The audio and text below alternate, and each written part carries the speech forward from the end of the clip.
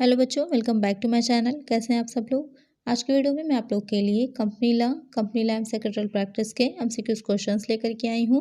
मैंने पहले भी इस पर वीडियोस डाली हुई हैं। अगर आपने नहीं देखी हैं तो उसका लिंक आपको इस वीडियो को डिस्क्रिप्शन में मिल जाएगा या फिर मैं बटन में दे दूंगी, आप वहां से चेक कर लीजिएगा।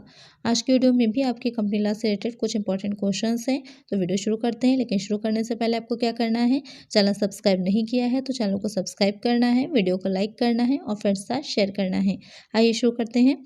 फर्स्ट क्वेश्चन है, नई स्थापित कंपनी के प्रथम अंकेक्षक कौन नियुक्त करता है। काफी इंपॉर्टेंट क्वेश्चन है ये, कई बार एग्जाम में पूछा जाता है। ध्यान दीजिएगा, यहाँ पर प्रथम अंकेक्षक की बात हो रही है कि जो कोई नई स्थापित कंपनी है तो उसका जो प्रथम अंकेक्षक नियुक्त करा जाएगा उसको किसके द्वारा किया जाएगा या उसे कौन नियुक्त करेगा। कंपनी लाधिकरण, संचालक मंडल, रजिस्ट्रार, केंद्रीय सरकार। यहाँ पर जो नई स्थापित कंपनी है उसके जो प्रथम अंकेक्षक होंगे उसकी नियुक्ति करता है संचालक मंडल। तो एक आंसर यहाँ पर क्या हो जाएगा, ऑप्शन बी।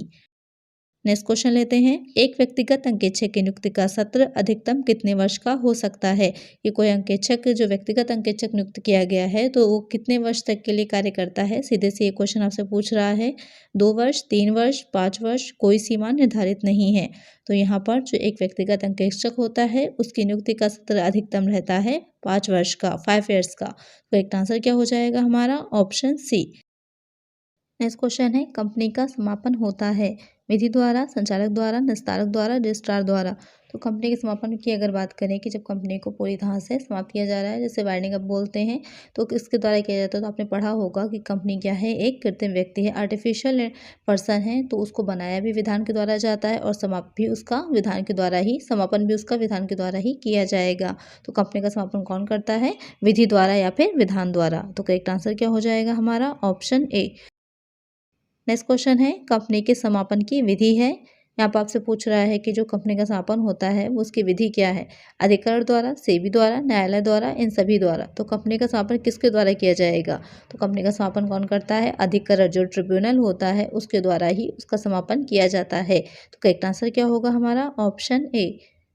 नेक्स्ट क्वेश्चन है, अधिकरण द्वारा समापन का आधार है, यानी कि जो ट्रिब्यूनल होगा वो किस बेसिस पर, किस आधार पर कंपनी का समापन कर सकता है। कंपनी का विशेष प्रस्ताव, ऋणों का भुगतान करने में असमर्थता, सदस्यों की संख्या न्यूनतम से कम होना या फिर ये सभी। तो जो अधिकरण होगा इन तीनों ही बेसिस पर कंपनी के समापन का आदेश दे सकता है।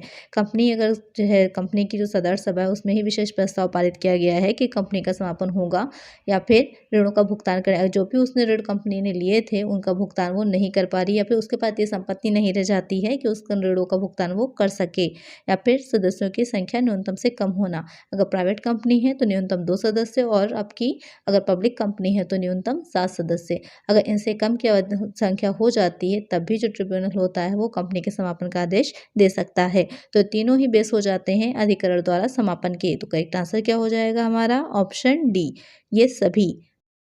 नेक्स्ट क्वेश्चन लेते हैं, परामर्श समिति में अधिक से अधिक सदस्य हो सकते हैं। जो परामर्श समिति बनाई जाती है उसमें कितने अधिकतम सदस्य होंगे, 6, 12, 15, 20। तो जो परामर्श समिति होती है उसका गठन कंपनी के समापन का आदेश जब पारित किया जाता है तो जो निस्तारक होता है उसकी सहायता करने के लिए, उसको परामर्श देने के लिए समिति का गठन किया जाता है, जिससे कि वो अपना कार्य सही ढंग से कर सके। ये जो समिति होती है एडवाइजरी कमेटी, इसमें अधिक से अधिक 12 सदस्य होते हैं। तो यहाँ पर करेक्ट आंसर क्या हो जाएगा हमारा, ऑप्शन बी। नेक्स्ट क्वेश्चन है, निस्तारक की नियुक्ति की सूचना देनी पड़ती है अधिकरण को, केंद्र सरकार को, रजिस्ट्रार को, संचालक मंडल को। निस्तारक होता है, जब कंपनी का समापन का आदेश दिया जाता है तो वहां पर एक निस्तारक नियुक्त किया जाएगा, रिसीवर जिसे कहते हैं। उसका कार्य ये होता है कि कंपनी की कौन सी संपत्तियां हैं, वास्तव में उसकी वैल्यूएशन क्या है, इन सारी चीजों का क्या करता है, वो देख रेख करता है, उस पर अपनी एक रिपोर्ट तैयार करता है। इसके आधार पर ही कंपनी के समापन का आदेश दिया जाता है कि कितनी राशि जो है उसकी संपत्तियों से कंपनी की आएगी। उसी के आधार पर क्या होगा, जो भी उसके लेनदार होते हैं, ऋणदारी होते हैं, उनको चुकाया जाता है, जो भी उन्होंने कंपनी को लोन दिया होता है, जो भी धनराशि कंपनी को उन्होंने दी होती है। तो निस्तारक जो होता है उसकी सूचना किसको दी जाती है, उसकी नियुक्ति की, वो हो जाता है रजिस्ट्रार को। जिस भी प्रदेश में, स्टेट में जहाँ पर भी जो कंपनी है उसका रजिस्टर्ड कार्यालय होता है वहाँ के रजिस्ट्रार को इसकी सूचना दी जाती है। तो करेक्ट आंसर क्या होगा हमारा, ऑप्शन सी। नेक्स्ट क्वेश्चन है, सरकारी निस्तारक का पारिश्रमिक कौन निर्धारित करता है। जो सरकारी निस्तारक होता है उसका पारिश्रमिक किसके द्वारा निर्धारित किया जाएगा? जो ऑफिशियल लिक्विडेटर होता है, आप उसकी बात हो रही है, तो उसका पारिश्रमिक कौन निर्धारित करेगा? परामर्श समिति, लेनदार द्वारा, अधिकरण द्वारा या फिर इनमें से कोई नहीं। तो जो निस्तारक होगा, जो सरकारी निस्तारक होगा, उसका पारिश्रमिक जो अधिकरण होता है, ट्रिब्यूनल होता है, क्योंकि ट्रिब्यूनल के द्वारा ही उसको नियुक्त किया जाएगा, तो उसका पारिश्रमिक भी वही निर्धारित करता है। तो करेक्ट आंसर क्या हो जाएगा हमारा? Option C. नेक्स्ट क्वेश्चन लेते हैं। अधिकरण कंपनी का समापन उचित एवं न्यायपूर्ण समझता है। व्यापार में निरंतर घाटा होने पर, कंपनी का उद्देश्य कपटपूर्ण होने पर, कंपनी की पूंजी नष्ट हो जाने पर, उपयुक्त सभी। यहाँ पर क्वेश्चन आपसे पूछ रहा है कि जो ट्रिब्यूनल होता है, अधिकरण होता है, वो कंपनी का समापन को कब सही मानता है या कब ये समझता है कि उसका समापन कर देना उपयुक्त रहेगा। तो व्यापार में जब कंपनी को देख रहा है कि जो उसका बिजनेस है उसमें लगातार क्या हो रहा है, लॉस होता जा रहा है, या फिर कंपनी जिस उद्देश्य के लिए गठित की गई थी उस उद्देश्य से हटकर कुछ कार्य करने लगी है जिससे कि उसके अंशधारियों को किसी तरह की हानि हो सकती है, तब भी जो अधिकरण होता है वो कंपनी का समापन को उचित मानता है।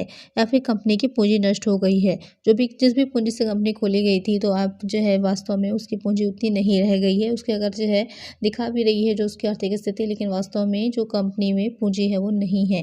तो इन तीनों ही कंडीशंस में क्या होता है, जो कंपनी अधिकरण होता है वो कंपनी को समाप्त कर देना, उसका समापन कर देना उचित एवं न्यायपूर्ण समझेगा। तो एक आंसर क्या हो जाएगा हमारा? Option D. नेक्स्ट क्वेश्चन है। अंशधारी सम्मिलित हो सकता है विशेष सूचना वाली सभाओं में, वार्षिक साधारण सभा में, असाधारण सभा में, इन सभी में। तो एक अंशधारी जो होता है वो किस तरह की सभा में शामिल होगा, आपसे क्वेश्चन है पूछ रहा है। अगर विशेष सूचना वाली सभा है तो उसमें भी शामिल होगा, वार्षिक साधारण सभा में भी, असाधारण सभा में भी। इन तीनों ही सभाओं में क्या होता है, जो अंशधारी शामिल होते हैं। लेकिन जो संचालकों की सभाएं होती हैं उसमें अंशधारी शामिल नहीं होते। तो यहाँ पर करेक्ट आंसर क्या है? आपका करेक्ट आंसर हो जाएगा ऑप्शन डी, इन सभी में। नेक्स्ट क्वेश्चन है। साधारण सभा की नोटिस की अवधि है। आपको बताना है कि कोई साधारण सभा हो रही है तो उसके पूर्व एक नोटिस दिया जाता है, उसमें शामिल होने वाले जो सदस्य होते हैं उनको, तो वो नोटिस कितने दिन पहले दिया जाएगा? 7 दिन, 14 दिन, 21 दिन या फिर 28 दिन। तो ये जो नोटिस दिया जाता है वो कम से कम 21 दिन पूर्व दिया जाता है। तो करेक्ट आंसर क्या हो जाएगा हमारा? Option C. नेक्स्ट क्वेश्चन है। नोटिस पाने का अधिकारी है कि कौन व्यक्ति जो होते हैं इस तरह का नोटिस पाने के अधिकारी होते हैं? कंपनी का प्रत्येक अंशधारक, कंपनी का अंकेक्षक, कंपनी का प्रत्येक संचालक या फिर ये सभी। तो जब साधारण सभा का नोटिस दिया जा रहा है तो जो साधारण सभा होती है तो उसमें सभी लोग शामिल होते हैं, अंशधारक भी, अंकेक्षक भी और संचालक भी। तो इन सभी को क्या होता है, नोटिस पाने का अधिकार होगा। तो करेक्ट आंसर क्या हो जाएगा? Option D. नेक्स्ट क्वेश्चन है। 6000 सदस्य वाली पब्लिक कंपनी की सभा में गणपूर्ति की संख्या है, यानी कि कोई पब्लिक कंपनी है, सार्वजनिक कंपनी है जिसमें कि 6000 के समथिंग सदस्य हैं। तो वहाँ पर पूछ रहा है जो उसकी गणपूर्ति होती है, जो कि एक साधारण सभा होने के लिए या किसी भी तरह का प्रस्ताव पारित होने के लिए आवश्यक होती है, वो गणपूर्ति कहलाती है। तो वो कितनी होगी? 3, 4, 30 या फिर 6। तो यहाँ पर जो गणपूर्ति होती है जिसे कोरम बोला जाता है, तो 1000 अगर सदस्य हैं संख्या, तो वहाँ पर अगर 5 व्यक्ति उपस्थित होते हैं कि उनकी व्यक्तिगत उपस्थिति क्या होती है, गणपूर्ति या फिर कोरम मानी जाती है। तो यहाँ पर हम 6000 की बात कर रहे हैं, तो 6000 के हिसाब से 1000 के लिए अगर 5 हो जाएंगे तो 6000 सदस्यों के लिए क्या हो जाएगा? 30 सदस्य हो जाएंगे गणपूर्ति। तो एक आंसर क्या हो जाएगा हमारा? Option C. नेक्स्ट क्वेश्चन लेते हैं। एक व्यक्ति कंपनी को छोड़कर प्राइवेट कंपनी की सभा में गणपूर्ति की संख्या है। क्वेश्चन आपसे कह रहा है जो एक व्यक्ति वाली कंपनी होती है उसको छोड़कर जो प्राइवेट कंपनी होगी, तो उस प्राइवेट कंपनी में गणपूर्ति की संख्या क्या होती है? 2, 3, 4 या फिर 5।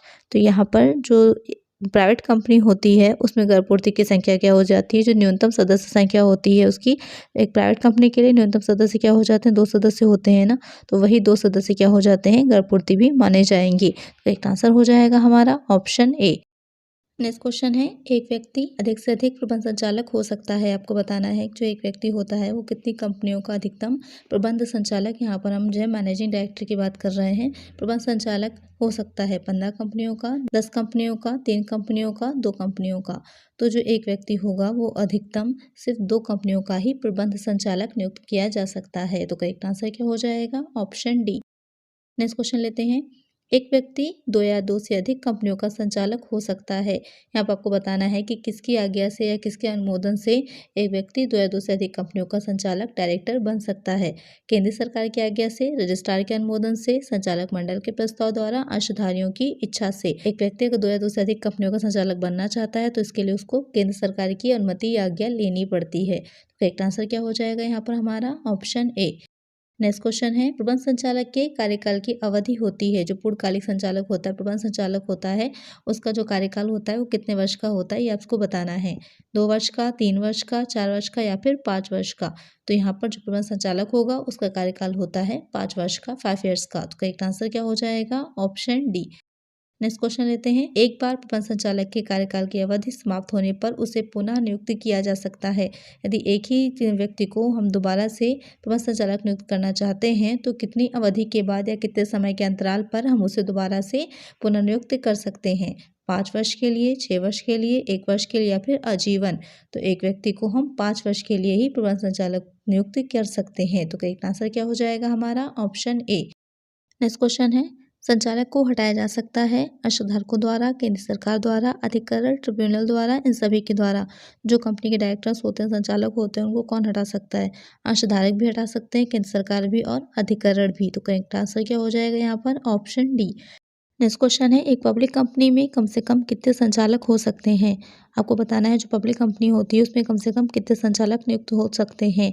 3, 5, 10 या फिर 15। तो जो एक पब्लिक कंपनी होगी वहाँ कम से कम 3 संचालक होने अनिवार्य होते हैं और जो प्राइवेट कंपनी होती है वहाँ पर कम से कम 2 संचालक रखे होने अनिवार्य होते हैं। तो यहाँ पर करेक्ट आंसर क्या हो जाएगा? क्योंकि बात हो रही है पब्लिक कंपनी की, तो करेक्ट आंसर हो जाएगा हमारा ऑप्शन ए। आज की वीडियो में इतना ही, मिलते हैं नेक्स्ट वीडियो में कुछ और नए क्वेश्चंस के साथ। अगर वीडियो अच्छी लगी है तो वीडियो को लाइक कर दीजिए, चैनल को सब्सक्राइब नहीं किया है तो चैनल को सब्सक्राइब कर दीजिए, नोटिफिकेशन बेल को भी ज़रूर ऑन कर दीजिएगा और फ्रेंड्स के साथ वीडियो को शेयर कर दीजिएगा। मिलते हैं नेक्स्ट वीडियो में। Thank you.